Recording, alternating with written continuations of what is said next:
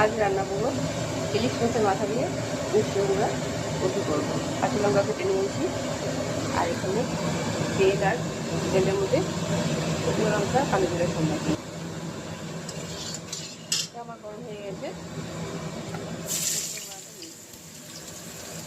কেটে রাখা কাঁচা লঙ্কাগুলো দিয়ে এবার লবণ দিয়ে ঢেকে দিই।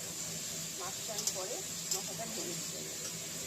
এখানে আমি স্বাদ মতো চিনি, একটু মিষ্টি নিয়ে নিয়েছি, পরিমাণ মতো লবণ আর স্বাদ ভুল বললাম, চিনি, পরিমাণ মতো হলুদ আর স্বাদ মতো লবণ, এই তিনটে এবার দিয়ে এবার এটা ঢাকা দিয়ে দেবো। ওইদিকে আমি মাছটা ধুয়ে নিই।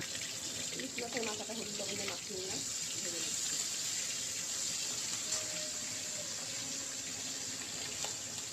মাথাটা ভাজা হয়ে গেছে, দিয়ে দিই। ভালো করে এটাকে নাড়াচাড়া করে ভাঙবো, ভালো করে ভেঙে নাড়াচাড়া করে মেরাল হয়ে রাখাতে অসুবিধা হচ্ছে। ভালো করে মাথাটাকে ভেঙে নিলাম, এবার ভালো করে কষবো মাছটা দিয়ে মিষ্টি কুমড়াটা। আমার মিষ্টি কুমড়াটা হয়ে গেছে, এবার আমি এটা নামিয়ে দেবো। যাদের মিষ্টি কুমড়া পছন্দ না খাওয়ার, ইলিশ মাছের মাথা দিয়ে কালো জিরা সুন্দর কাঁচা লঙ্কা ছেড়ে করবেন, খুবই ভালো লাগে খেতে, খুব টেস্টি লাগে। ইলিশ মাছটা দিয়ে কোনো খেতে ভালো লাগে। নামিয়ে কেমন হচ্ছে কমেন্ট করে জানাবেন। আর যারা আমার নতুন আছেন, চ্যানেলটা এখনো সাবস্ক্রাইব করেনি, সাবস্ক্রাইব করে নিন। আমার নতুন নতুন রান্নার রেসিপি আপনাদের কাছে সবার আগে পৌঁছে যাবে।